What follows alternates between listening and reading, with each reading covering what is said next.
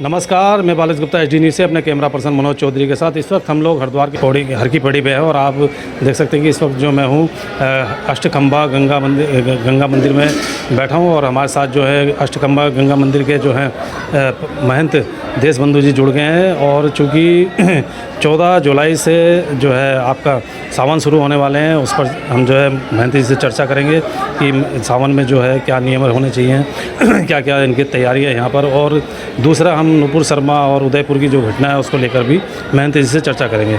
तो महंत जी, सबसे पहले एचडी न्यूज़ में आपका बहुत बहुत स्वागत है। धन्यवाद आपका आने का, जो है आप हमारे पास आए हैं उसके लिए धन्यवाद आपको करते हैं। महंत जी, चूँकि सावन जो है 14 तारीख से कह रहे शुरू होने वाले हैं, तो उस पर जो है जो मंदिर समिति की क्या क्या तैयारी है? देखो, सावन का ये प्रत्येक वर्ष में जो है सावन का जो कावड़ मेला लगता है और इसमें उत्तर भारत के, वैसे तो आते पूरे देश से हैं, पर उत्तर भारत के विशेष तौर से जो है स्नानार्थी कावड़ लेकर यहाँ से गंगा जल लेकर जाते हैं और अपने अपने शिवालयों पर महाशिवरात्रि के दिन अपने अपने शिवालयों पर जाके अपने स्थान पर उसको जल चढ़ाते हैं। जहाँ तक उसकी व्यवस्था है, प्रशासन उसके लिए बहुत पूरी व्यवस्था की हुई है। उनके लिए सारी व्यवस्थाएं प्रशासन की हैं, उनके रहने का और उनके जो है क्या कहते हैं प्रसाधन का सामान जो है, पानी वगैरह ये चीज़ जो है, साफ़ सफाई का जो है यहाँ का नगर निगम जो है उसमें तत्पर रहता है।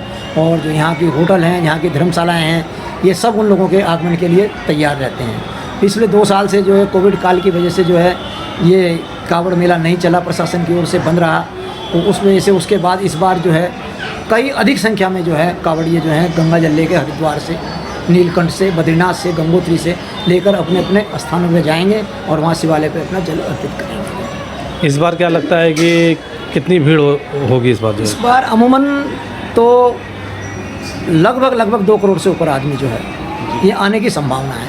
वैसे प्रशासन तो 4 करोड़ का कह रहा है, उनका अपना एक अलग आइडिया होता है। हम लोग जो यहाँ बैठे हैं हम देखते हैं, वो तो पूरे शहर को देखते हैं, हम एक जगह बैठकर देखते हैं कि भाई क्या है। तो मेरा मानना है कि 2 करोड़ से ऊपर ही ऊपर जो है गंगा कावड़िया आएंगे और गंगा जल लेकर और अपने अपने स्थानों पर जो है शिवालय पे जल चढ़ाएंगे। तो ये सावन जो है 14 तारीख से कब तक चलेगा? 14 से चलेगा ये, और शिवरात्रि के दिन जो है महाशिवरात्रि के दिन जल चढ़ा जाएगा। वैसे तो पूरा महीना होता है सावन का, पूर्णमासी से लेकर पूर्णमासी तक सावन होता है, पर महाशिवरात्रि के दिन जो है वो शिवालयों पर जल चढ़ता है और अपने पुण्य कमाते हैं लोग, मोक्ष की कामना करते हैं अपने पितरों की। और ये जो है 13 दिन का जो एक ऐसा होता है, 12-13 दिन का, कि हरिद्वार जो है बस बिल्कुल एक तरह से पैक हो जाता है। मतलब जो यहाँ के लोकल लोग हैं या हम ही लोग जो हैं, हम कहीं जा नहीं सकते, आ नहीं सकते, ट्रैफिक बंद रहता है और ऑन फुट आदमी चलता है। यहाँ पर जो है रिक्शे, तांगे, गाड़ी सब बिल्कुल बंद रहती है और आदमी 10-10 किलोमीटर पैदल चल के जो है 12-12 किलोमीटर गंगा जी में आते हैं और गंगा जल लेके अपने गंतव्य की ओर जाते हैं। अच्छा, एक मैं जानना चाहूँगा, हमारे दर्शकों को ये बताएं कि सावन में जो है किन नियमों का पालन करना चाहिए, और जैसे कोई जल लेने आता है या जल चढ़ाने आते हैं यहाँ, तो उनको किन नियमों का पालन करना चाहिए? नहीं, ऐसे नियम ऐसे तो खास हैं नहीं कि भाई जो बहुत ज़्यादा प्रतिबंध हो, परंतु जब उठा लेता है वो यहाँ से और अपने कंधे पर लेकर जाता है, तो कुछ लोग तो जो है मान्यता है कि वो खड़ा जल लेकर जाते हैं। कुछ ऐसा है रास्ते में रुकना भी है इसमें, तो उनके साथी जो है उनके साथ होते हैं। तो जैसे प्रसाधन वगैरह है, नहाना धोना है, तो अपने साथी को वो कावड़ दे देते हैं, कावड़ लेके उसको वो करता है। और कुछ स्थानों पे आप देखोगे यहाँ से दिल्ली तक जो है कुछ जगह ऐसी बनी हुई हैं कि जहाँ कावड़ टांगने की व्यवस्था होती है, रस्सियाँ बांधते हैं और तब आदमी जो है अपना शौच वगैरह अपना नित्य नियम करके जो है नहा धो के फिर उस कावड़ को लेकर अपने गंतव्य पर। ऐसा मान्यता है कि ज़मीन में कावड़ नहीं रखी जाती है जब तक वो जल ना चढ़ाए। लेकिन कुछ जगह देखा गया, सुनने में भी आया कि कुछ कावड़ ऐसे होते, जैसे आपने बताया कि कंधे से नीचे नहीं रखते, उन्हें ज़मीन पे नहीं रखते, लेकिन कुछ कावड़ ऐसे होते जिनको ज़मीन पे भी रख लेते हैं। नहीं, ज़मीन पे तो ये अब पहले खड़ी कावड़ चला करती थी, ये बांस की कावड़। अब तो नए हो गए, गंगा जली हो गई है और ये कलश हो गए हैं, स्टील के कलश जो है गंगा जली, उसको लेके वो जहाँ भी जाएंगे तो किसी भी स्थान पे जो है साफ सूर करके कोई सामान बिछा के तब उस पर रख के और तब अपना जो है वो जो भी अपनी नित्य क्रिया उसको करके फिर उसे लेकर कंधे में धर के अपने गंतव्य की ओर चले जाते हैं। अच्छा, पिछले वर्षों की तुलना में अब आपको क्या लगता है कि लोगों की जो भीड़ है दिन प्रतिदिन बढ़ रही है, उनकी जो है धार्मिक आस्थाएं बढ़ रही हैं या घट रही हैं? नहीं, धार्मिक आस्थाएँ तो पहले भी थी और धार्मिक आस्थाएँ अब भी हैं। ऐसा नहीं है कि पहले नहीं थी और अब ज़्यादा हो रही हैं। धार्मिक आस्था तो उतनी है। अभी 4 धाम में देखा गया कि ज़रूरत से ज़्यादा जो है पब्लिक पहुंच गई। 4 धाम का तो ऐसा था कि 2 साल से कोविड काल था, हरिद्वार बंद था, चारों धाम बंद थे, बद्रीनाथ, केदारनाथ, गंगोत्री सब बंद थे। तो जो लोग रुके हुए लोग थे अब उनको तो आना ही था, तो इस साल इसलिए ज़्यादा मतलब भीड़ उमड़ी है और बोझ पड़ा है इन चारों धामों पे, हरिद्वार पे, तो 2 साल का जो रुका हुआ आदमी था वो आया है। तो वही उसी के बिहाफ पे आप कह रहे हो कि इस बार जो है यहाँ पे हाँ, उसी भी के कई बिहाफ गुना पे, भीड़ हाँ, होती है। उसी के बिहाफ पे 2 साल से आदमी रुका हुआ था, कावड़ मेला नहीं हो पाया। कुछ आने को भी थे लोग, पर प्रशासन की सख्ती की वजह से कावड़ नहीं उठी, तो इस बार उससे अधिक आदमी आने की उम्मीद है। अच्छा, मेरा एक सवाल और है कि नुपुर शर्मा मामले में कि जैसे वाद विवाद बढ़ते बढ़ते इतनी देश में स्थिति खराब हुई और अगले ही दिन मुस्लिम समाज के लोग सब एकत्रित हो गए नुपुर शर्मा के खिलाफ आ गए, लेकिन ऐसे में हिंदू समाज के से जुड़े लोग कहीं दिखाई नहीं दिए। इस विषय पे क्या कहना है? तो हमारा मानना ये है कि भाई ये तो उसकी टीवी की डिबेट होती हैं तो उसमें गर्मजोशी होती है, हम भी देखते हैं टीवी की डिबेट गर्मजोशी होती है, और गर्मजोशी से कुछ अगर निकल जाए तो उसको इतना तूल नहीं देना चाहिए। और उसने तो फिर बाद में एक्सक्यूज भी कर लिया, माफ़ी मांग ली है उसने, उसके बावजूद जो है घटना है तो गलती है।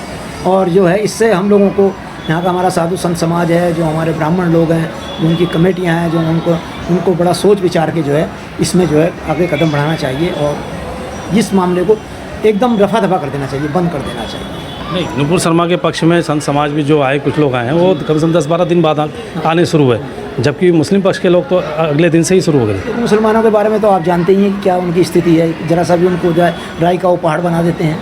पर जहाँ तक हिंदू समाज की बात है, हमारा मानना ये है कि हिंदुओं को एक होना चाहिए। उदयपुर की घटना के विषय में क्या कहना उदयपुर की घटना तो गलत घटना हुई है, इस तरह आना उदयपुर को और उसके कपड़ों का नाप देना अपने और उसका गर्दन काटना, उससे जघन्य कांड मैंने तो अपने जीवन में पहली बार देखा है।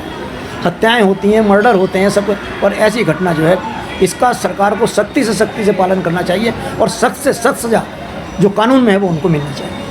नहीं, ऐसी घटनाओं का समाज में कितना बुरा असर पड़ता है? समाज में बहुत बुरा असर पड़ेगा, और ऐसा नहीं है कि हिंदू समाज में ही असर पड़ेगा, उनके मुस्लिम समाज में भी असर पड़ेगा।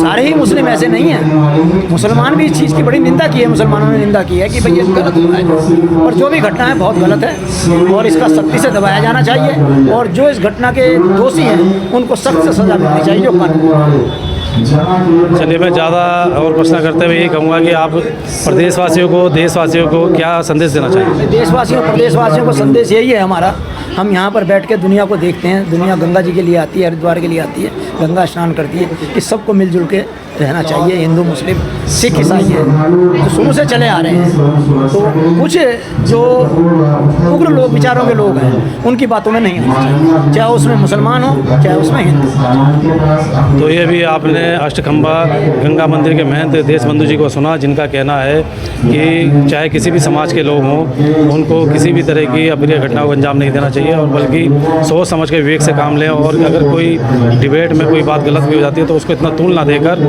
शांति से काम लें, सद्भावनापूर्वक काम लें और भाईचारे को बनाए रखें। तो देशबंधु जी, HD न्यूज़ से बात करने के लिए आपका बहुत बहुत धन्यवाद। धन्यवाद, आप आए, आपने हमसे कुछ पूछा, पर जो भी हमने कहा है वो सत्य कहा, उसमें कोई ऐसा बात नहीं है, कोई भेदभाव नहीं किया है, ना मुस्लिमों से भेदभाव किया, ना हिंदुओं से भेदभाव किया। सबको मिलकर रहना चाहिए और ये हमें भाईचारा बना कर रखना चाहिए, सौहार्द बना कर रखना चाहिए। जी, धन्यवाद।